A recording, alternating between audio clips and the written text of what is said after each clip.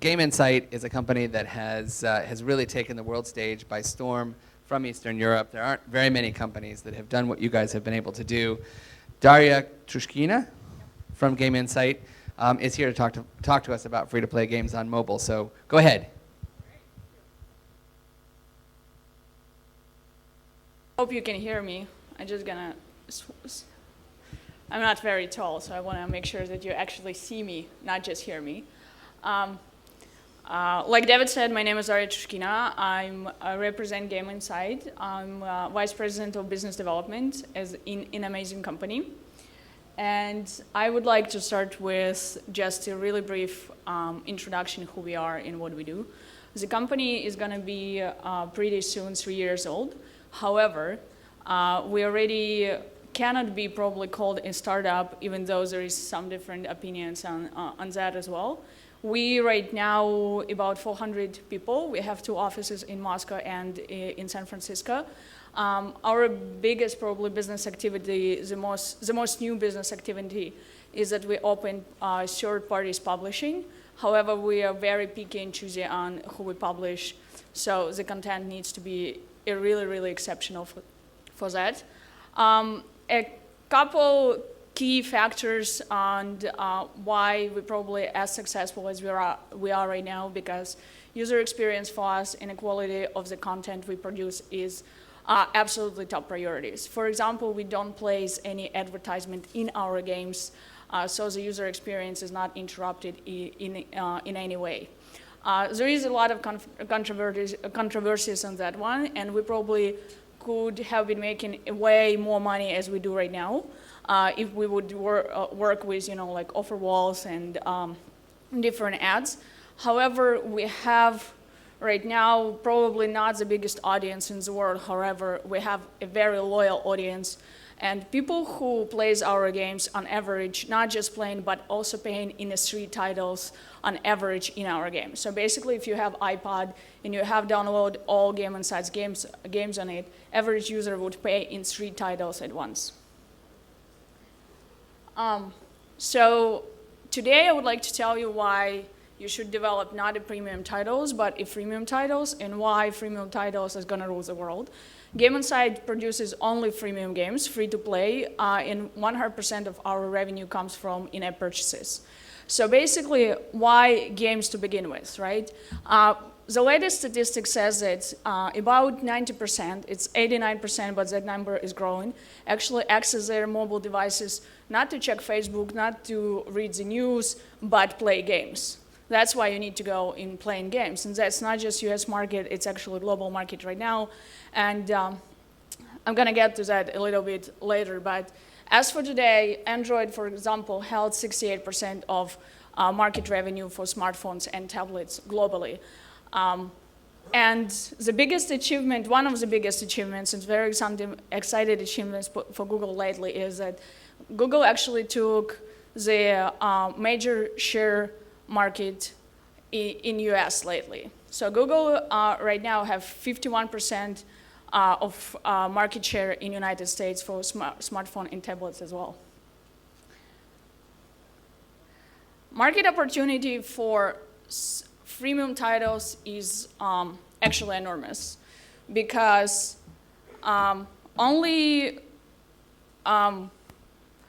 I would say the revenue for purchasing virtual goods in a games is going to be almost $7 billion this year globally. Freemium games accounted for almost 70% of that revenue globally. That's why, I mean, this is the only number you really need to know to go and develop for freemium titles, which is probably Android is a very, very good environment for those type of titles. iOS is always has been known as an environment for premium titles, because usually if you can discover and it has a really good visibility in those top positions, it's usually the paid titles. You pay, you play, you disinstall, you don't care, because you get a lot of money right away, probably, if you get to that position, if you can spend that much money, as Flora just mentioned. If you have a huge marketing budget you can put behind your title in a promotion, and you can compete, for example, with Gree or DNA, who is throwing like a lot of money right now behind in promotion and driving user acquisition costs to crazy heights, then you should go for premium title. Freemium title gives you leverage not just because Android has the biggest market share right now, but also because you have the opportunity to monetize your users on a constant basis. With the new content, new stuff, new updates, new campaigns, you have better understanding and you can get better picture on who your users are. What just actually Flora mentioned, you need to know your audience. You know your audience, which items are selling, which items not selling, which item, how you can adjust actually your pricing, how you can adjust your art, how you can adjust your campaigns, and you have the continuous experience to monetize your users. You also have the leverage to launch your games in many different emerging markets, which is right now probably the hottest thing on the market, and everybody is talking about it. So for us, the top priority of 5 countries right now is Russia, Turkey, India, Brazil, and China. However, don't just rush and run and release your titles in those countries, because you need to know the differences between those countries. So for example, in India, there is still, the penetration of internet is crazy. There is so many phones right now selling, like pretty much every user of India has a phone right now with internet connection in their pocket. However, the market is still dominated by featured phones, and meaning that unless you develop for feature phone, you're not gonna generate a lot of revenue right now out of India. But if you looking for a long-term perspective, it's a really good market to go in and try to grab that small percentage of people who right now has smartphones as well as tablets, and kind of because that market is growing like crazy. And not to forget to mention is that it's much easier to enter right now, for example, Indian market than Chinese market. China is, a lot of people and speakers were talking about China these days. But China, we tried China, and we're still trying China, and we're working and releasing our games in China right now. And let me tell you, that's a huge pain in the ass. Because it's not just about government regulations and procedures, it's not about localization, it's not about customization, it's not about to find, resources to buy traffic and promotion basically and work with somebody on CPI. It's not about finding the ways or platforms, it's not about iOS or Android or social or PC. You can go, yes, there is 500 million users right now whose one way or another has a mobile device. Many of them has actually several mobile devices, but you cannot really compete with only one biggest player in China right now, which is Tencent. And unless you partner with them, there is no way you can survive in China. And it doesn't matter who you partner otherwise with, there is nobody else, pretty much. And you also need to remember, so if your game is amazing and it's a good content, the second you release it in China, 2 hours later, there's gonna be 20, the least, hacked copies of your game, which means that you're gonna be losing money and people are gonna be playing, those versions of your game, but you're not gonna be getting any money out of it. I'm not saying that you should not be trying to go to China, I'm just saying that China is definitely one of the most difficult markets right now, and you need to be extremely careful if you go there, and you need to be extremely detailed in how you approach that market. Brazil is right now the most favorite market, because we recently released several games directly in Brazil on a Google Play, and I can tell you that Brazil right now is first week since the launch, accounted for about 30% of daily revenue on a single title for Google Play globally in one game right now, which you can imagine is a lot of money because it's just first week. And if you can keep the retention and users interested, if we can keep the retention high, users interested, I'm pretty sure that that market in terms of revenue for us is going to be exploding. And there is also a lot of users, and those users primarily right now on smartphones and tablets. Turkey is another very interesting market right now. Turkey has been growing really fast in terms of money, in terms of users on a Facebook for probably last, I would say, from 2 to 3 years. But right now they're shifting really fast into smartphones and tablets. Turkey probably one of the countries who's actually shifting into mobile devices faster than any other nation. Turkey is also unique in a way that this country has, on average, the user in this country has from 2 to 3 devices. So there is good leverage that you can see that if parents pass their devices, pretty much, there is like iPad mini coming out on the market right now. So there is pretty good chance that the parents are gonna pass their old iPad to their kids, meaning the kids gonna start playing and pay money probably in your game, and then parents gonna play your games on device mini. So, but there is still for iOS there is very limited number of devices. Yes, the sales are huge, but there is so many limitations. For example, in US, yes, everybody wants to go to US, but right now US is so overcrowded, and US is probably the only nation which kind of has a cultural to pay for goods if it's for stuff in your game included, meaning that there is still limitation on that market how many applications can actually get to that top charts, get money off the users, squeeze it out and ask them for money to pay in your applications. While there is other markets like Turkey, for example, where people paying like really good amount of money, and RPUs and numbers, even like average transaction is not that different from, for example, US transaction on a Google Play, not on iOS, of course. Another point I would like to mention, which I think is very important, is that you need to, everybody complains about Google Play fragmentation being the biggest issue, right?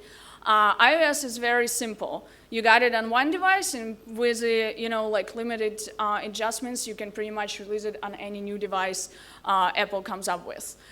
For Google Play, there is so many different devices that it takes more time, more effort, more resources to develop for all those devices. Well, in Game Insight, we kind of approach that as a new opportunity, actually, and not as much as a challenge. Because what we're seeing, we're going to so many countries and release our titles in so many countries successfully.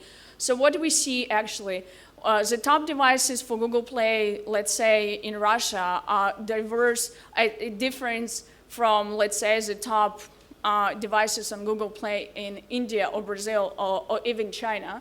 And that actually gives you opportunity, because then how you can track down your audience and see which population in what country, who your audience is, and what type of titles they like the most. For example, in Brazil, the city builders and management game type of titles would do amazingly great. Let's say, for example, in Japan, everything like bubble shooter, the simpler the better, because the users love, spend this, like, I don't know, 2 minutes, 10 times a day on their smartphones playing bubble shooter. So if you can integrate a good monetization model in bubble shooter, you will be doing a pretty good in Japan.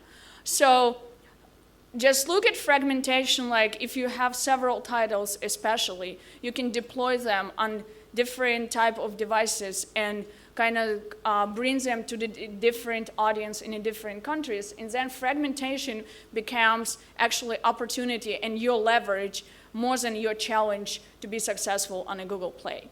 Also, right now it feels, for us at least, that we still kind of hitting the ceiling already, because we already covered like iOS, Google Play, pretty much Facebook, of course, like PC, so many different platforms, not just Facebook, but other social networks globally as well.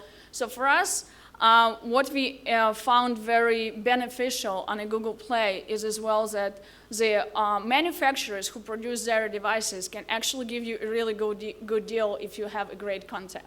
So conversion rate, for example, for pre-installed titles in China is from 30 to 40%.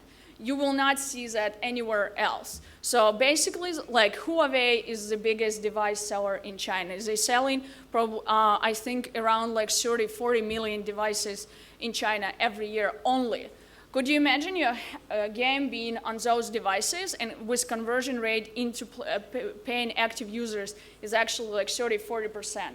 That's like golden kind of secret right there already. And I'm not even talking about Samsung, who's the biggest seller of devices right now in the world, or LG or Motorola, which also the biggest sellers in the different parts of the world. Like, for example, in Korea, it's definitely all about Samsung and LG. Like in Brazil and in India, it's more about towards Motorola and so on. So there is a big leverage, like when you're ready to go on the next level in your business activity, that's your way to go and do, like different type of business as well. So there is, I really believe there is not a lot of secrets to any success. And I also believe that everybody doing approaches the market their own way. And if you have the intuition how to do that, that's probably how you need to do it. I think that in the gaming industry, especially these days, when everything changes so fast, you need to have a lot of luck as well. So doing it right, it's not just enough. If you look at the, like titles who, I cannot really mention any latest titles who got into top, in the top charts on iOS or Google Play, purely organically with no, marketing money behind it. But I still remember the time when Paradise Island has been released on Google Play and we didn't put any money behind it, and we got into top grossing application, #1 globally right away. And we stayed there for 26 weeks with no marketing behind it. Unfortunately, that scenario is not possible these days already, unless you create something purely unique and nobody came up with this before you, which, I don't know, 1 in a million, probably.